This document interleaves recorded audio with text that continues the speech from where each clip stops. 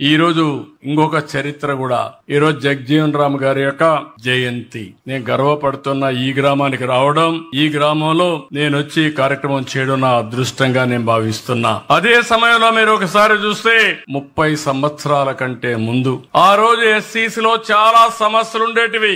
ఆ రోజు చాలా ఆందోళన జరిగాయి. అందులో కూడా ఎస్సీల్లో కొన్ని వర్గాలు వెనకబడి ఉన్నామని ఆందోళన చేస్తే నేను ఆ రోజు ఒక నిర్ణయం చేశాను. ఎస్సీస్ లో కూడా వర్గీకరణ చేయాలి, ఏబిసిడి కేటగరైజేషన్ చేయాలని 30 ఏళ్లకు మునిపే నిర్ణయించాను. నా జీవితం అంతా నేను ఆలోచించింది పేదవాడు ఎక్కడుంటే అక్కడుంటాం. దీనికి స్ఫూర్తి ఎన్టీఆర్. సమాజమే దేవాలయం, పేదవాళ్లే దేవుళ్ళని చెప్పిన ఏకైక వ్యక్తి నందమూరి తారక రామారావు గారు. ఆ స్ఫూర్తితోనే నేను పనిచేస్తున్నా. నేను ఇంకొక అడుగు ముందుకేశాను. అదే P4 పావర్టీ.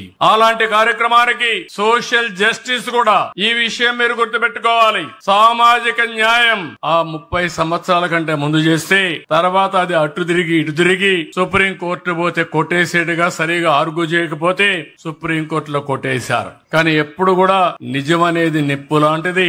ఎప్పుడు గెలిచేది సత్యమే, అసత్యం ఎప్పుడు గెలవదు. నేను ఆ రోజు తీసుకున్న నిర్ణయం సరి అయిన నిర్ణయం అని 7 మంది సుప్రీం కోర్టు బెంచ్ లో నిర్ణయించారంటే అది తెలుగుదేశం పార్టీ 30 ఏళ్లకు మునుపు చేపట్టిన కార్యక్రమం. మళ్లీ ఈ రోజు ముఖ్యమంత్రిగా నేనే ఉండి మళ్లీ ఆ నిర్ణయాన్ని అమలు చేసే అవకాశం నాకు వచ్చిందంటే అది నా పూర్వ జన్మ సుకృతంగా భావిస్తున్న ఒక వర్గం అని కాదు.